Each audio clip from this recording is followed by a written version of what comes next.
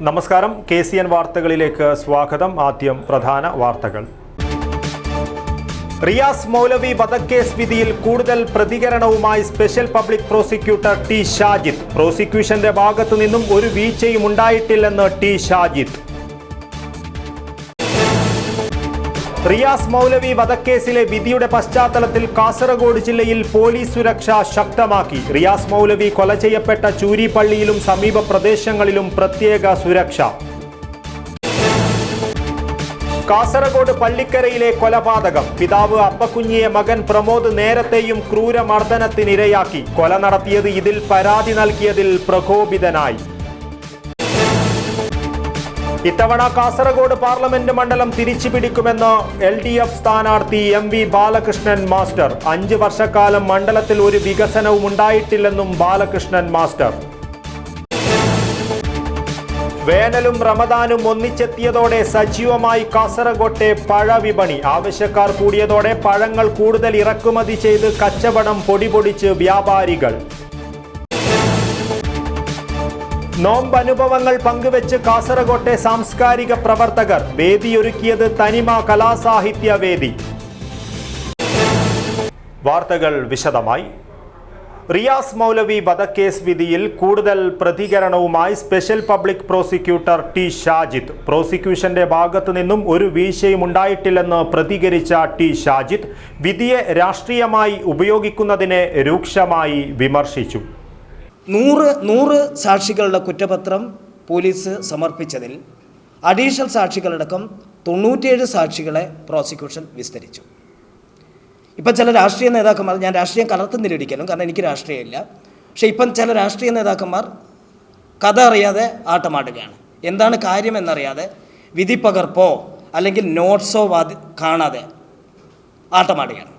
അതിനുശേഷം ഈ കേസ് അതിലിടക്കൊന്നെടുത്ത് പറയുക D. അജിത് കുമാർ എന്ന് പറയുന്ന ഒരു ജുഡീഷ്യൽ ഓഫീസർ ചാർജ് എടുത്തപ്പോൾ അദ്ദേഹം വളരെ ശുഷ്കാന്തിയോടുകൂടി ഇത് തീർക്കാൻ വേണ്ടി ഈ കേസിലെ 313 സ്റ്റേറ്റ്മെൻറ്റും മറ്റ് ഏറ്റവും വലിയ മൊഴിയായ സുധാകരൻ്റെ DYSP PK സുധാകരൻ്റെ മൊഴിയും മറ്റ് ചില നോഡൽ ഓഫീസേഴ്സിൻ്റെ മൊഴിയും അയാൾ റെക്കോർഡ് ചെയ്തു. അതായത് ആ ജുഡീഷ്യൽ ഓഫീസർ റെക്കോർഡ് ചെയ്തു. അദ്ദേഹം ഇത് തീർക്കാനുള്ള തിരക്കിലായിരിക്കുമ്പോൾ ഏകദേശം വാദത്തിൻ്റെ സ്റ്റേജിലെത്തുമ്പോഴത്തേക്കും പെട്ടെന്ന് അദ്ദേഹം കൊല്ലത്തേക്ക് ട്രാൻസ്ഫറായി പോകുന്നു. അതിനുശേഷം വന്ന ജഡ്ജ് കൃഷ്ണകുമാർ സാറിൻ്റെ മുമ്പിൽ 40 ദിവസത്തിലധികം ഈ കേസ് ഞാൻ വാദം പറഞ്ഞിട്ടുണ്ട്. അതിന് കാരണം മുമ്പ് വന്ന ജഡ്ജസ് റെക്കോർഡ് ചെയ്ത ഡിപ്പോസിഷൻ ആയതുകൊണ്ട് അദ്ദേഹം ഓരോ പോയിന്റിലും ക്ലാരിഫിക്കേഷൻ ചോദിക്കുകയായിരുന്നു. ഓരോ പോയിന്റിലും ക്ലാരിഫിക്കേഷൻ ചോദിച്ചു. അങ്ങനെ ഓരോ പോയിന്റിലും ക്ലാരിഫിക്കേഷൻ കൊടുത്തുകൊണ്ട് ഈ കേസ് ഇപ്പോഴും എനിക്ക് ഓർമ്മയുണ്ട്. ഏപ്രിൽ മാസം അവസാനം വന്നപ്പോൾ അവസാനത്തെ ഒരു ഫൈനൽ ടച്ചിന് വേണ്ടി എൻ്റെ സീനിയറുടെ ഒരു ഡേറ്റ് ചോദിച്ചപ്പോൾ ഞാൻ അന്ന് മെയ് 2 ഡേറ്റ് കൊടുത്തു. എന്നാൽ മെയ് 2 സാർ ഇല്ലാത്തത് കൊണ്ട് അത് മെയ് 15 കൃഷ്ണകുമാർ സാർ പോസ്റ്റ് ചെയ്തു. ആ സമയത്താണ് മെയ് 1 ആകസ്മികമായി എൻ്റെ സീനിയർ മരണപ്പെടുന്നത്. അതിനുശേഷം കൃഷ്ണകുമാർ സാറും ട്രാൻസ്ഫറായിപ്പോയി. 8ാമത്തെ ജഡ്ജാണ് ഇപ്പം ഈ വിധി പറഞ്ഞ ന്യായാധിപൻ. റിയാസ് മൗലവി കേസിൽ രാഷ്ട്രീയം കലർത്തുന്നതിന് വേണ്ടി എൻ്റെ ദൗർഭാഗ്യവശാൽ ഈ കേസിൻ്റെ വിധി പറഞ്ഞത് ഇലക്ഷൻ്റെ സമയത്തായതിനാൽ കഥ അറിയാതെ ആട്ടമാടുകയാണ് മുൻ DGP ആസഫ് അലി എന്ന് പറഞ്ഞു കഴിഞ്ഞാൽ നിങ്ങൾക്ക് എന്നോടൊന്നും തോന്നരുത്. അതാണ് യഥാർത്ഥത്തിൽ സംഭവിച്ചത്. ആരോടെങ്കിലും നിങ്ങൾ ഈ പ്രതികൾ ശാഖയിൽ പോകുന്നത് കണ്ടിട്ടുണ്ട് എന്ന് സാക്ഷി പറയണം എന്ന് പറഞ്ഞു കഴിഞ്ഞാൽ ഏതെങ്കിലും ആൾ ഞങ്ങൾ പറയാമെന്ന് പറഞ്ഞ് മുന്നോട്ട് വരുമോ? പ്രാക്ടിക്കൽ അല്ല. അതുകൊണ്ടാണ് ഞാൻ പറഞ്ഞത്. ഞാൻ ഇങ്ങനെ പറയാൻ കാരണം ഫിറോസ് എൻ്റെ ഒരു എന്താ പറയുക, എൻ്റെ ഒരു സ്റ്റുഡൻറ്റും കൂടിയാണ്, ഞങ്ങൾ നല്ല സുഹൃത്തുക്കളാണ്. പക്ഷേ കാര്യങ്ങൾ പറയുമ്പോൾ വളച്ചൊടിച്ച് രാഷ്ട്രീയ ലാഭത്തിന് വേണ്ടി കാര്യങ്ങൾ പറയുമ്പം ഒരു മിനിമം സെൻസ് വേണം. ഈ സാഹചര്യത്തിലാണ് RSSകാരാണെന്ന് തെളിയിക്കാൻ പറ്റിയിട്ടില്ല എന്നുള്ളത് പറയുന്നത്. ഞാൻ ചോദിക്കട്ടെ, RSSകാരാണെന്ന് തെളിയിക്കാൻ പറ്റാത്തത് കൊണ്ട് ഒരു കേസ് വാനിഷ് ചെയ്ത് പോവോ? ഒരു കേസ് അങ്ങോട്ട് ഒലിച്ചു പോകും? RSSകാരാണെന്ന് തെളിയിക്കാൻ പ്രോസിക്യൂഷന് പറ്റിയില്ലെങ്കിൽ ആസഫ് അലി വിളിച്ചു പറയുന്ന മാധ്യമങ്ങളോട് തിരിച്ചറിയൽ പരേഡ് പോലും നടത്താത്തൊരു കേസാണിത്. എന്ത് വിവരക്കേടാണ് ഇയാൾ പറയുന്നത്? 89ാം സാക്ഷി അൽഫാം അമ്മായി എവിടെ നിന്ന് കിട്ടി ആസഫ് അലിക്ക് TI പരേഡ് നടത്തിയിട്ടില്ല എന്ന്? രാഷ്ട്രീയം പറയുമ്പോൾ എന്ത് തമ്മാടുത്തവും പറയാമെന്നാണോ? അതായത് രാഷ്ട്രീയത്തിനുപരിയാണ് റിയാസ് മൗലവി കേസ്. റിയാസ് മൗലവി കേസിൽ ആരും രാഷ്ട്രീയം കലർത്താൻ ശ്രമിക്കണ്ട. ആരും കാരണം അത് അത് നമ്മൾ പൊതുജനങ്ങളോട് ചെയ്യുന്ന കുറ്റമാണ്. പ്രോസിക്യൂഷനും പോലീസിനും കേസ് നടത്തിപ്പിൽ വീഴ്ച സംഭവിച്ചില്ലെന്ന് റിയാസ് മൗലവിയുടെ കേസ് ഉൾപ്പെടെ നടത്തുവാൻ നേതൃത്വം നൽകിയ ആക്ഷൻ കമ്മിറ്റി ഭാരവാഹികളും വ്യക്തമാക്കി. രാഷ്ട്രീയത്തിന് ഉപരിയാണ് റിയാസ് മൗലവി കേസെന്നും വിധിയിൽ അപ്പീൽ പോകുമെന്നും ആക്ഷൻ കമ്മിറ്റി ഭാരവാഹികൾ പറഞ്ഞു. ടി ഷാജിത്തിനും ആക്ഷൻ കമ്മിറ്റി ഭാരവാഹികളായ മുഹമ്മദ് ഇംതിയാസ്, അബ്ദുള്ള കുഞ്ഞി CH സുലൈമാൻ എന്നിവരോടൊപ്പം അഭിഭാഷകനായ ഷുക്കൂറും വാർത്താസമ്മേളനത്തിൽ പങ്കെടുത്തു. News bureau, Kasaragod. റിയാസ് മൗലവി വധക്കേസിലെ വിധിയുടെ പശ്ചാത്തലത്തിൽ കാസർഗോഡ് ജില്ലയിൽ പോലീസ് സുരക്ഷ ശക്തമാക്കി. റിയാസ് മൗലവി കൊല ചെയ്യപ്പെട്ട ചൂരി പള്ളിയിലും സമീപ പ്രദേശങ്ങളിലും പ്രത്യേക സുരക്ഷ ഏർപ്പെടുത്തി. ADGP MR അജിത് കുമാറിന്റെ നേതൃത്വത്തിൽ ചേർന്ന യോഗത്തിലാണ് തീരുമാനം. കാസർഗോട്ടെ പ്രമാദമായ റിയാസ് മൗലവി വധക്കേസിൽ വിധിയുണ്ടായ പശ്ചാത്തലത്തിൽ ജില്ലയിൽ പോലീസ് സുരക്ഷ ശക്തമാക്കി.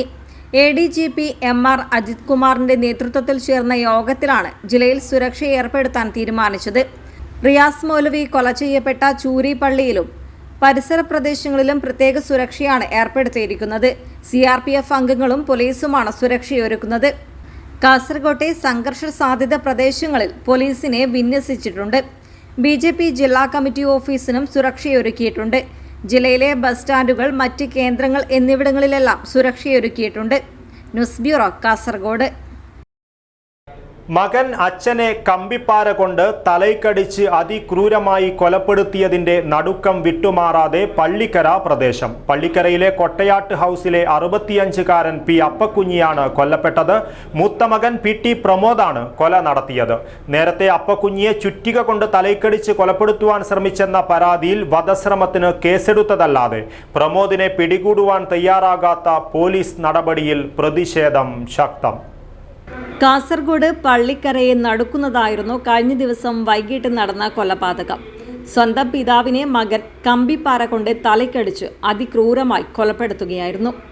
പള്ളിക്കരയിലെ പഴയ ആഞ്ജനേയ ടാക്കീസിന്റെ പുറകിലെ കൊട്ടയാട് ഹൗസിലെ 65-കാരൻ P അപ്പക്കുഞ്ഞിയാണ് കൊല്ലപ്പെട്ടത്. അപ്പക്കുഞ്ഞിയുടെ മൂത്ത മകൻ PT പ്രമോദാണ് കൊലപാതകം നടത്തിയത്. ഇയാളെ ബേക്കൽ പോലീസ് കസ്റ്റഡിയിലെടുത്തു. ഞായറാഴ്ച ഉച്ചയ്ക്ക് 1 മണിയോടെ പ്രമോദ് അച്ഛൻ അപ്പക്കുഞ്ഞിയെ ആക്രമിച്ചിരുന്നു. സ്റ്റോർ റൂമിൽ തള്ളിയിട്ട ശേഷം ശരീരത്തിന് മുകളിൽ കയറിയിരുന്ന് ചുറ്റികയും പൈപ്പ് റേഞ്ച് ഉപയോഗിച്ച് തലക്കടിക്കുകയും കൊല്ലുമെന്ന് ഭീഷണിപ്പെടുത്തുകയുമായിരുന്നു. സംഭവത്തിൽ സാരമായി പരിക്കേറ്റ അപ്പക്കുഞ്ഞിയുടെ തലയിൽ മാത്രം 26 തുന്നിക്കെട്ടലുകളാണ് ഉണ്ടായിരുന്നത്. തുടർന്ന് അപ്പക്കുഞ്ഞി തിങ്കളാഴ്ച ബേക്കൽ സ്റ്റേഷനിൽ പരാതി നൽകി. സംഭവശേഷം സ്ഥലം വിട്ട പ്രമോദ് തിങ്കളാഴ്ച വൈകിട്ട് 4ഓടെ വീട്ടിലെത്തിയപ്പോൾ അപ്പക്കുഞ്ഞി കതകടക്കാൻ ശ്രമിച്ചുവെന്ന് പരിസരവാസികൾ പറഞ്ഞു. കതക് തള്ളി തുറന്ന് പ്രമോദ് കമ്പിപ്പാര കൊണ്ട് തലയ്ക്കടിച്ചു. നിലത്ത് വീണ അപ്പക്കുഞ്ഞിയെ നാട്ടുകാരും ബന്ധുക്കളും ചേർന്ന് ജില്ലാ ആശുപത്രിയിലെത്തിച്ചെങ്കിലും രാത്രിയോടെ മരണം സംഭവിക്കുകയായിരുന്നു. വൈകുന്നേരം ഒരു 6:30 സമയത്ത് തോന്നുന്നു. ഞാൻ വരുമ്പോൾ അയാളെ ആംബുലൻസിൽ ഹോസ്പിറ്റലിലേക്ക് കൊണ്ടുപോയിരുന്നു. മകനെ പോലീസ് വന്ന് അറസ്റ്റ് ചെയ്തിരുന്നു. അതുപോലെ തലക്കടിച്ചിട്ടാണ് അയാൾ മരണപ്പെട്ടു തോന്നുന്നത്. തലക്ക് കമ്പിപ്പാര കൊണ്ടാണ് അടിച്ചത്. ഇന്നലെ എനിക്ക് 7 മണിയാകുമ്പോഴാണ് അറിയുന്നത് ഇങ്ങനത്തെ കാര്യം ഇങ്ങനെ ഇതാക്കിയിരുന്നു. അതിന് മുമ്പിൽ മിനിയാന്ന് കട്ടിൻ്റെ കാലിലും പൊളിച്ചിട്ട് അവൻ്റെ അച്ഛനങ്ങനെ അടിച്ചിട്ട് 22 സ്റ്റിച്ച് ഉണ്ടെന്ന് പറയുന്നു.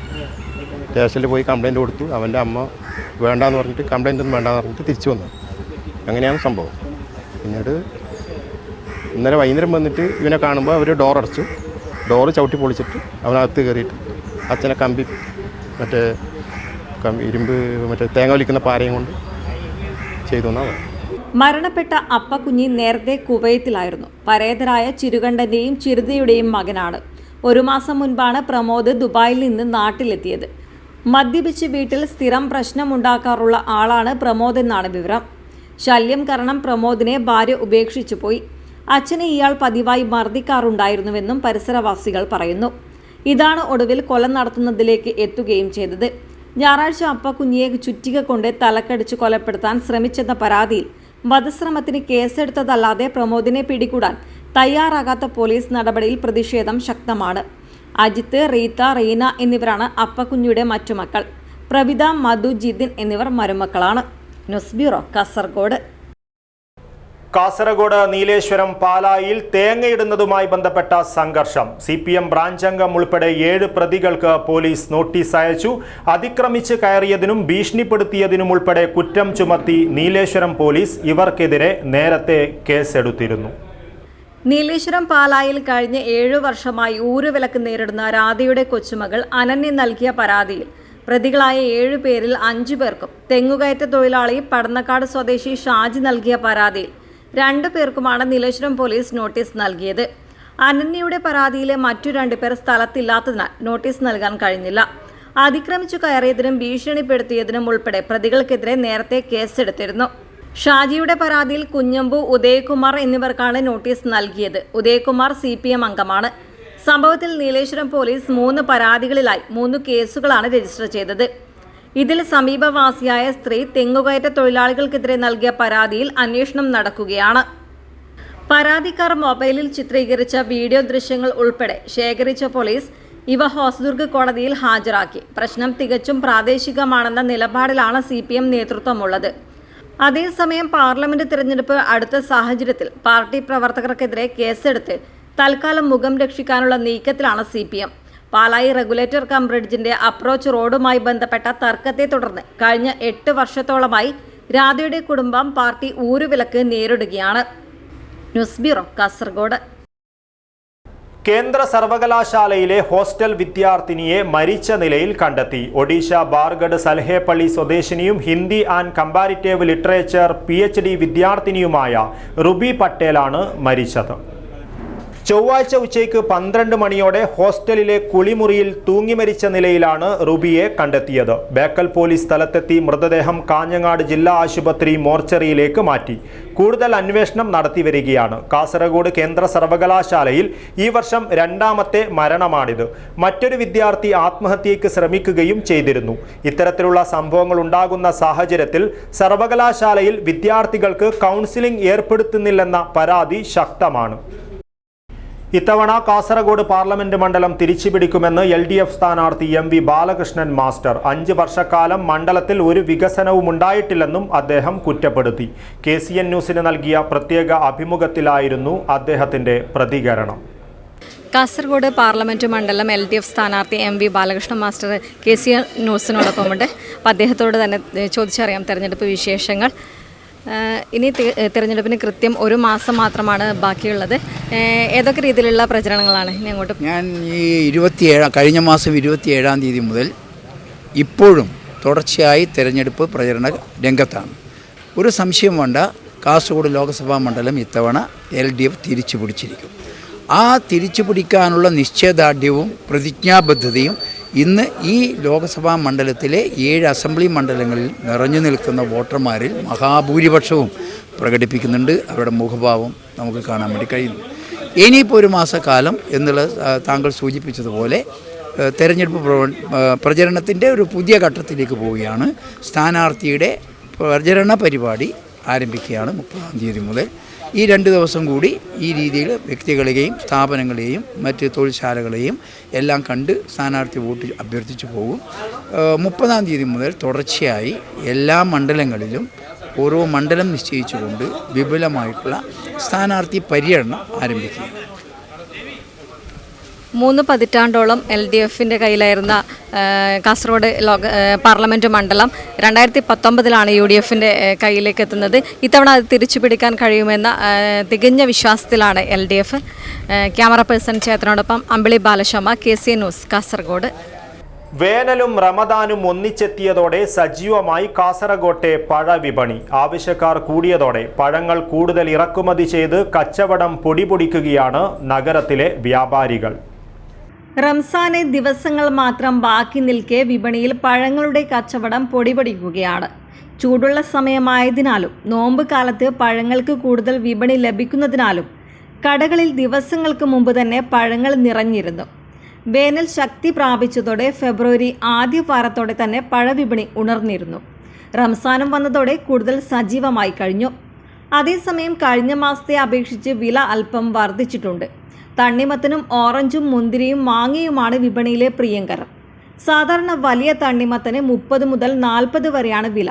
മഞ്ഞ നിറത്തിലും മറ്റുമുള്ള ചെറിയ പച്ച തണ്ണിമത്തന് 40 മുതൽ 50 വരെയും. സീസൺ ആയതിനാൽ മുന്തിരിയുടെ വില വർദ്ധിച്ചിട്ടില്ല. മുന്തിരി കിലോയ്ക്ക് 80, കുരുവില്ലാത്ത മുന്തിരി 120 മുതൽ 140 വരെയുമാണ് വില. മാങ്ങ 100 മുതൽ 160 വരെയും ഓറഞ്ചിന് 60 മുതൽ 80 വരെയുമാണ് വില. ഓറഞ്ച്, കൈതച്ചക്ക, ചെറുനാരങ്ങ എന്നിവയ്ക്ക് റെക്കോർഡ് വിലയാണ്. ഇനങ്ങളുടെ വ്യത്യസ്തതയനുസരിച്ച് വിലയിൽ മാറ്റം വരുന്നുണ്ട്. വ്രതകാലമായതിനാലും ചൂട് കൂടിയതിനാലും പഴവിപണി ഇത്തവണ ഉഷാറാണെന്നാണ് കാസർഗോഡ് പുതിയ ബസ് സ്റ്റാൻഡിലെ വ്യാപാരി ഗുരുദത്ത് മല്യ പറയുന്നത്. ഫ്രൂട്ട്സ് ഇപ്പോൾ റംജാമിന് ചിലവ് ജാസ്തി ഉണ്ട്. കഴിഞ്ഞ മാസത്തിൻ്റെ അതേമാതിരി തന്നെ റേറ്റെല്ലാം അതേമാതിരി ഉണ്ട്. 2-3 ഐറ്റമിന് മാത്രം റേറ്റ് ജാസ്തി ആയിരുന്നു. പൈനാപ്പിൾ, ഓറഞ്ച് സീസൺ കഴിഞ്ഞ കൊണ്ട് വില ജാസ്തി ആയിരുന്നു. ബാക്കിയെല്ലാം റേറ്റ് സ്റ്റഡി ഉണ്ട്. വില കുറവല്ലാതെ ജാസ്തി ഇല്ല. വാട്ടർ മെലോന് പിന്നെ ചെറുപുളി സെയിം റേറ്റ്, ഒരേ റേറ്റ് ഉണ്ട്. പിന്നെ ഇപ്പോൾ മാങ്ങ തുടങ്ങിയിട്ടുണ്ട്. മാങ്ങൻ്റെ സീസൺ. മാങ്ങ കുറച്ച് റേറ്റ് ജാസ്തി ഉണ്ട്. പക്ഷേ ഇപ്പോൾ ചിലവുണ്ട്, നല്ല ചിലവുണ്ട്. സീഡ്ലെസ് കഴിഞ്ഞ മാസം 70 ഉണ്ടായി, ഇപ്പോൾ 70 തന്നെ. മുന്തിരിങ്ങ കറുപ്പ് അതേ റേറ്റിലുണ്ട്. കറുപ്പ് സീഡ്ലെസ് അതേ റേറ്റ്.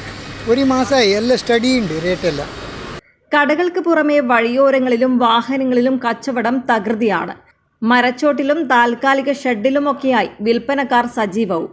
വലിയ ഹൈപ്പർ മാർക്കറ്റുകളിൽ ഓഫർ കച്ചവടങ്ങളും നടത്തുന്നുണ്ട്. വേനൽ കടുത്തതും നോമ്പുകാലമായതും പഴങ്ങൾക്ക് ഡിമാൻഡ് കൂടിയിരിക്കുകയാണ്. വരും ദിവസങ്ങളിൽ കച്ചവടം പൊടിപൊടിക്കുമെന്ന പ്രതീക്ഷയിലാണ് വ്യാപാരികൾ. ക്യാമറ പേഴ്സൺ ഗണേഷ് പൈക്കയോടൊപ്പം അമ്പിളി Balasharma, KCN news, Kasaragod.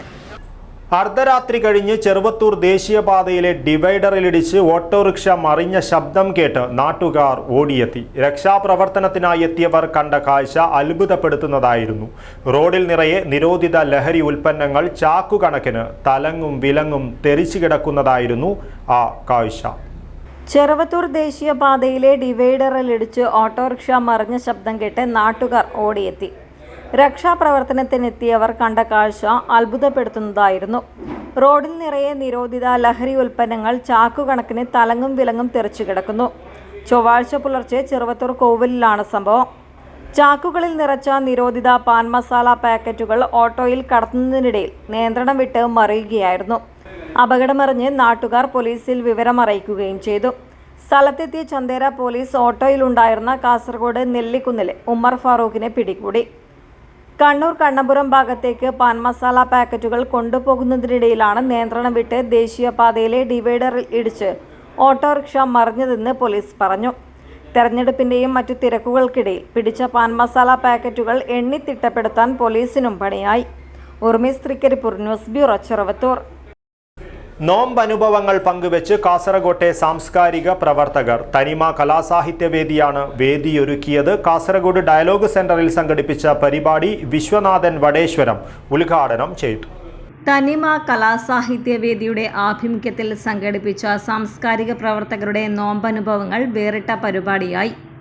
Kasaragod dialogue സെന്ററിൽ സംഘടിപ്പിച്ച പരിപാടി വാദ്യകലാകാരനും സംഗീതജ്ഞനുമായ retired BSNL superintendent Viswanathan Vadeshwaram ഉദ്ഘാടനം ചെയ്തു. ഈ നോമ്പ് എന്ന് പറയുന്നത് ഹിന്ദുക്കളുടെ ഇടയിലും മുസ്ലിങ്ങളുടെ ഇടയിലും ഉണ്ടെങ്കിലും ഞാൻ കാണുന്ന പ്രത്യേകത, ഞാൻ സാധാരണ നോമ്പ് സമയത്ത് ഖുറാൻ വായിക്കാറുണ്ട്. അതിനടുത്ത് ഖുറാൻ ഞാൻ എല്ലാം ബുക്ക് വായിക്കുന്നതാണ്. ഖുറാൻ, പിന്നെ ഗീതയും, പിന്നെ ബൈബിൾ എല്ലാം വായിക്കും. അതിൽ ഈ നോമ്പെടുക്കണം എന്ന് പറയുമ്പോൾ എല്ലാവരും, രോഗികളും കുട്ടികളൊഴികെ എല്ലാവരും നോമ്പെടുക്കണം എന്ന് ഖുറാനിൽ പറയുന്നതിൽ അത് അക്ഷരപ്രതി അനുസരിക്കുന്ന ഒരു നമ്മുടെ സഹോദരങ്ങളാണ് മുസ്ലിം സഹോദരങ്ങൾ. കാസർഗോഡ് സാഹിത്യവേദി പ്രസിഡന്റ് പത്മനാഭൻ ബ്ലാത്തൂർ, AS മുഹമ്മദ് കുഞ്ഞി, കവി Raveendran Padi, Kavitha M Cherkala, Mumtaz teacher, A Shobhana teacher, MP Jiljil, Ratnavathi TV, Yashoda KA, Latha M, Venu Kannan, Babitha VM, Vinodini, Anilkumar, Ganeshan Nirachal, Rekhakrishnan, MV Santhosh Kumar തുടങ്ങിയവർ നോമ്പനുഭവങ്ങൾ പങ്കിട്ടു. എഴുത്തുകാരൻ ഡോക്ടർ സത്താർ പരിപാടിയുടെ മോഡറേറ്ററായിരുന്നു. അബുത്വ E അധ്യക്ഷത വഹിച്ചു. അബൂബക്കർ ഗിരി സ്വാഗതവും റഹ്മാൻ മുട്ടത്തൊടി നന്ദിയും പറഞ്ഞു. News bureau, Kasaragod.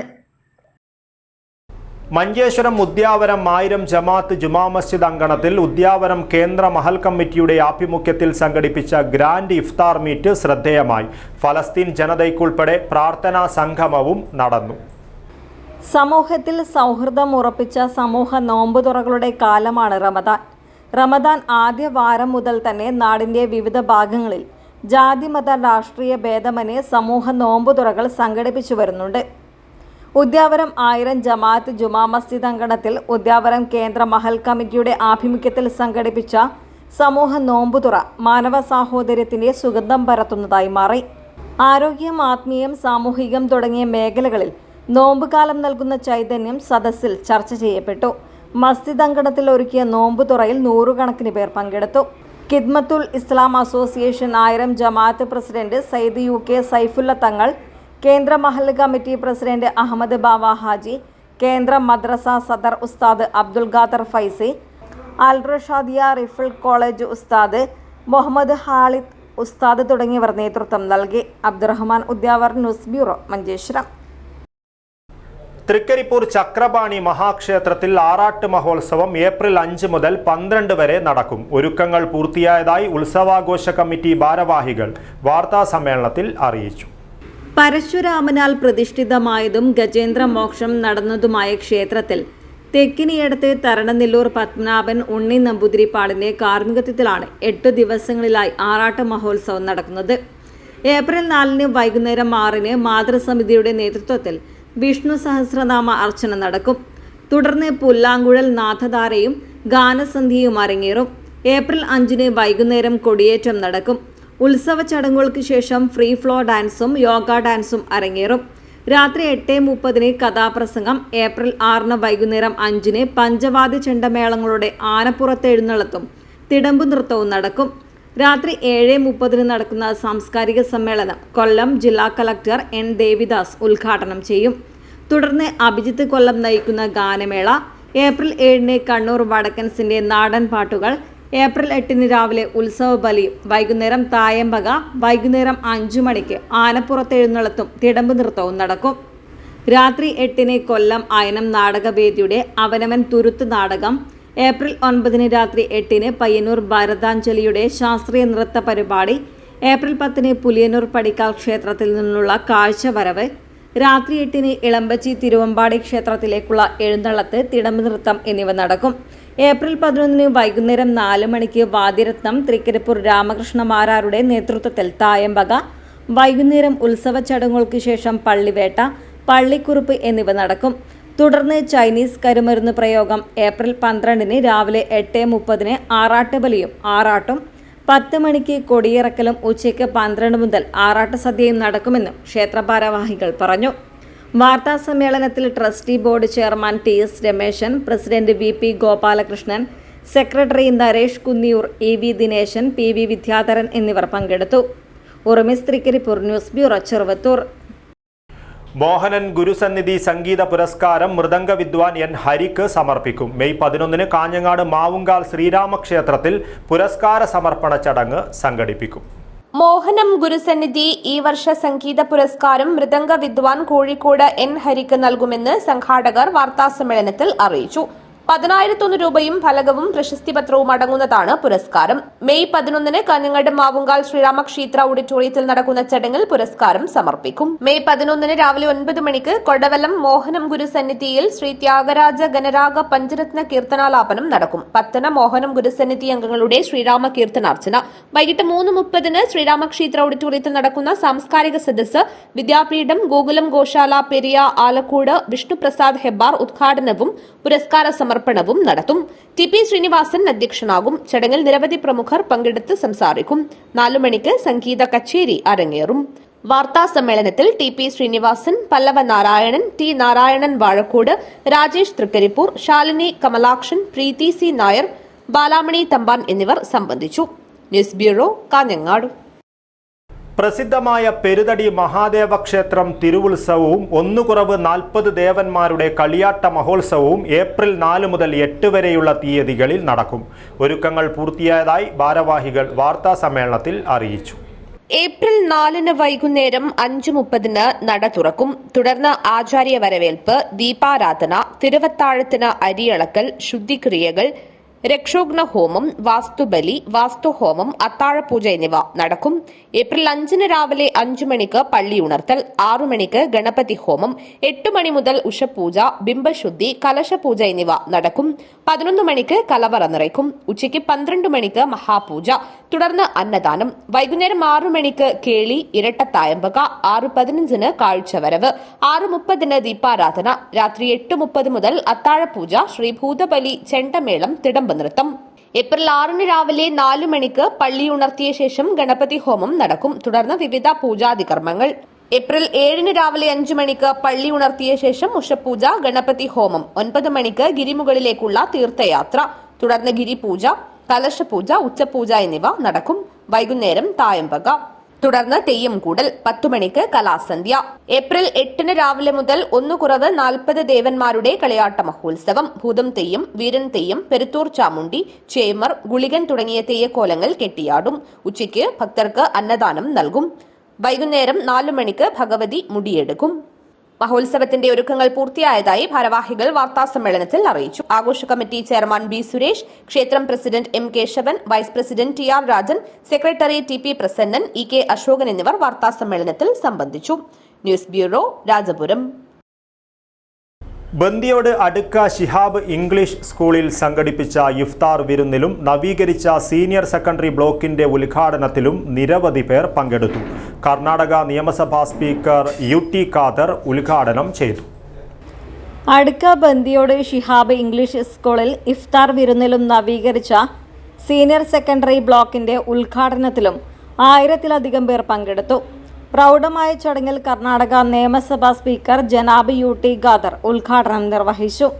I am sure that when I see the laboratory and the building structure, this structure and this laboratory and this intention is not only for 2025, 2020, 2030 or 2035. The vision of this institution is when your children should be more educated, even if in 2050 also, 2060 also, where they can compete with the world students when they grow up in their days to come.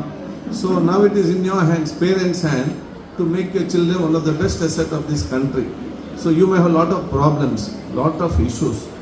Manjeshwaram MLA AKM Ashraf അധ്യക്ഷത വഹിച്ചു. ചടങ്ങിൽ വിശിഷ്ടാതിഥികളായി Yenepoya university chancellor Abdulla Kunhi, Karnataka additional chief secretary LK Athiq, Shihab foundation chairman Sheikh Abdulla എന്നിവർ പങ്കെടുത്തു. News bureau, Kasaragod. പ്രധാന വാർത്തകൾ ഒരിക്കൽ കൂടി.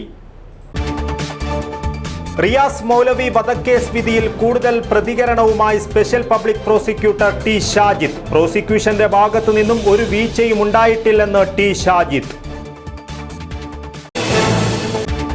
റിയാസ് മൗലവി വധക്കേസിലെ വിധിയുടെ പശ്ചാത്തലത്തിൽ കാസർഗോഡ് ജില്ലയിൽ പോലീസ് സുരക്ഷ ശക്തമാക്കി. റിയാസ് മൗലവി കൊല ചെയ്യപ്പെട്ട ചൂരി പള്ളിയിലും സമീപ പ്രദേശങ്ങളിലും പ്രത്യേക സുരക്ഷ.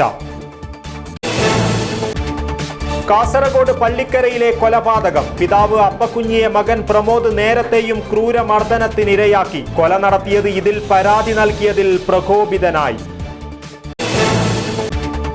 ഇത്തവണ കാസർഗോഡ് പാർലമെന്റ് മണ്ഡലം തിരിച്ചുപിടിക്കുമെന്ന് LDF സ്ഥാനാർത്ഥി MV ബാലകൃഷ്ണൻ മാസ്റ്റർ. 5 വർഷക്കാലം മണ്ഡലത്തിൽ ഒരു വികസനവും ഉണ്ടായിട്ടില്ലെന്നും ബാലകൃഷ്ണൻ മാസ്റ്റർ.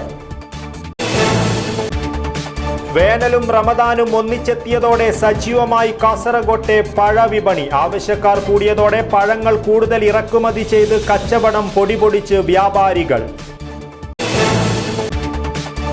നോമ്പനുഭവങ്ങൾ പങ്കുവെച്ച് കാസർഗോട്ടെ സാംസ്കാരിക പ്രവർത്തകർ. വേദിയൊരുക്കിയത് തനിമ കലാസാഹിത്യ വേദി. ഇതോടുകൂടി ഈ ന്യൂസ് ബുള്ളറ്റിൻ പൂർണ്ണമാകുന്നു. നമസ്കാരം.